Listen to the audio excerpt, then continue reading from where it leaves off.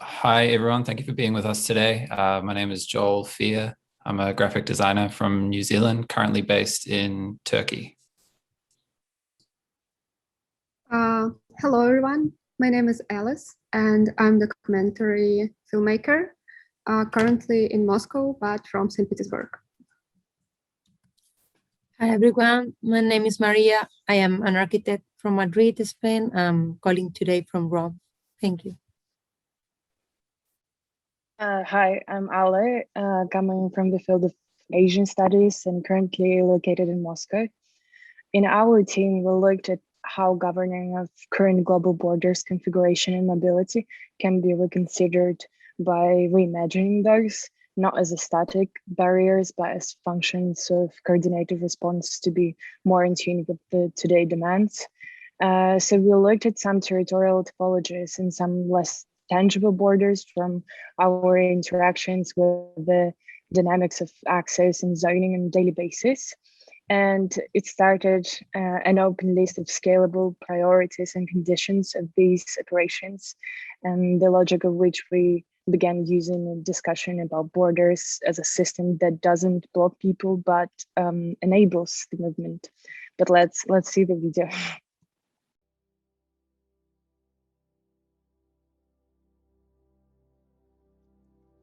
A planetary scale crisis requires a planetary scale response, and the current configuration of global borders, mobility, and their governing structures has proven inadequate to address these needs and must be reconsidered. Throughout history, different borders have been drawn and maintained by different motivations. One of the more stubborn frameworks is Westphalian sovereignty, which proposes that each state has executive authority over its own territory.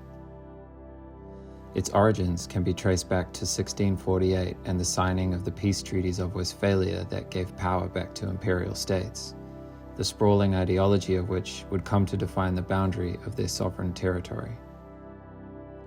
Empires would later develop entire systems of control over their borders, facilitating the movement of assets and labor, but constraining the movement of people.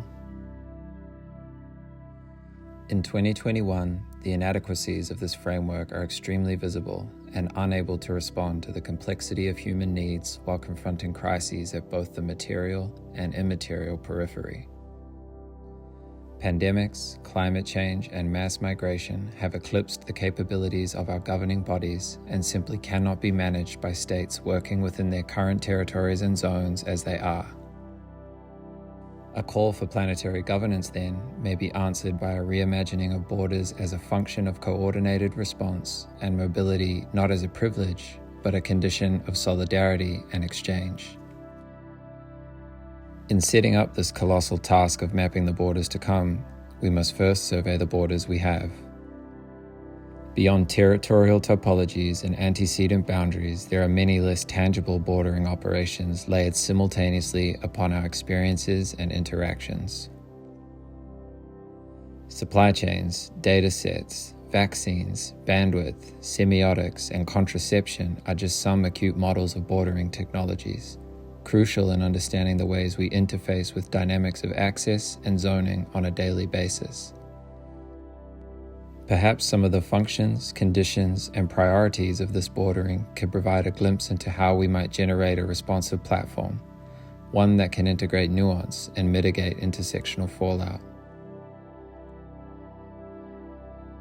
Borders and bordering is a specific phenomena grounded in generalized logic, and it is here where we seek to compile an open index of planetary principles. An open list of scalable priorities and functions that should be considered for both their strengths and weaknesses when it comes to reimagining the kind of borders needed to respond to our impending futures. First, an overview of the index so far. Borders can moderate, where the zoning and topology is fixed, but conditional access may be given and taken away. They can be dynamic, where borders may adapt, soften, and even toggle on and off for certain conditions. They are often multilateral, where borders are set and agreed upon by two or more different parties. Borders can also be connective and facilitate joining and formation, not separation. Bordering is a generative process, where the mapping of spatial zones actually creates the territory, and the territory doesn't necessarily define the map. They can be responsive, where borders have the capacity to react to emergent contingencies. Borders can even be custodial, where the rights and care of passage is actually facilitated by the border technology itself. Borders are also situated, where the subject at any given time is both inside and outside an aggregation of different borders built by context and relational constructs. Next, we look at 4 different sites with unique bordering and mobility conditions, isolate the individual operating principles, then by layering them upon one another, we can illustrate the different ways this index can be understood as a set of priorities, which could be used as parts to construct the kind of complex system of multi-layered and gradient bordering we need. There are many different borders that need our attention, but for now, our focus is on the Arctic Ocean, the transboundary aquifers throughout Africa, Taiwan's digital democracy, and natural language processing. These sites, chosen for their varying priorities and material conditions, are a way for us to examine different governing principles that give rise and apply pressure upon the bodies and technologies that inhabit these spaces. First, we look to the Arctic Ocean. As a relatively uncharted territory until recently, the Arctic Ocean, which borders 8 nations across North America and Eurasia, has recently become a site of more active geopolitics, creating tension within the multilateral union of the Arctic Council. As the ice melts, the surrounding nations are attempting to lay claim to the ground beneath the sea via the legal frameworks of the Continental Shelf Convention and the exclusive economic zoning laws that govern the sea, giving each nation the right to manage resources within their territory. But as it stands, many of these claims are overlapping and contradict one another.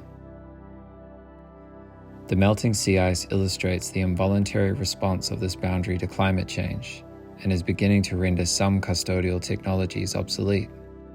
In 2017, the Christophe de Margerie, a liquid natural gas tanker, was the first commercial ship of its scale to cross the Northern Sea without relying on the buffer of an icebreaker, and climate models predict by 2050 the frozen Arctic Ocean will have had its first ever summer with no ice at all.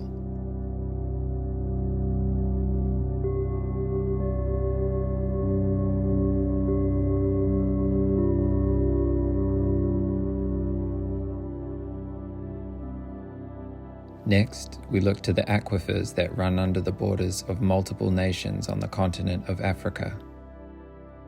The lack of quantitative information on groundwater resources, the continent's major irrigation and drinking water source, has forced different organizations to work together to generate the maps needed to precisely understand its distribution. At the same time, the territorial conditions of these aquifers that apply land across different borders demands a more coordinated strategy. In 2000, the Worldwide Hydrogeological Mapping and Assessment Program was created. It compiles data on quantity, quality, and vulnerability of groundwater resources from national, regional, and global sources. The generated maps provide critical information to help communicate groundwater issues to experts, decision makers, and the general public, allowing collective moderation of this critical resource.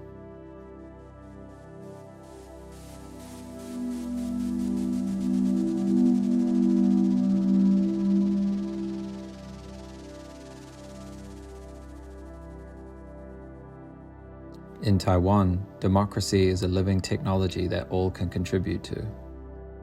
A digital democracy that uses the internet as a prototyping tool for global governance, where the space is composed of voluntary, interconnected, and autonomous networks, conducted by decentralized and diverse stakeholders, forming a new hybrid model of multilateralism. In Taiwan, broadband is considered a human right. Online platforms such as vTaiwan or 1922 toll-free number allow individuals to contribute to a public sphere of citizens and lawmakers, allowing rapid and accurate response and facilitating political organizing, resource distribution, and policy change.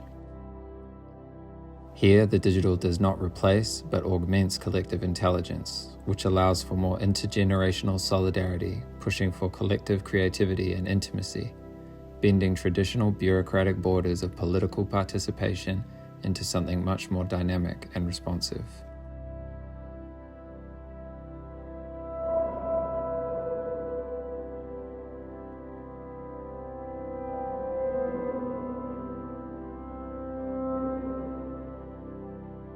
Finally, we have natural language processing, a subfield of linguistics, humanities, and computer science focused on training computers to understand and generate human language. As automated bias creeps from the dataset to the model, it reflects back an important image of how power and social hierarchies reside in language. The challenges proposed in modeling sentiment analysis, theme extraction, context determination, and translation reveal more about ourselves than expected, and may come to shape the way people communicate with one another. NLP systems, although still teething, could become a manifold that will help overcome borders of language within and across cultures. An earpiece that translates language in real time is a custodial bordering technology that not only enables but stewards access while preserving the situated context of different territories and language variations, reimagining language as a border not of separation, but one of intimate connection.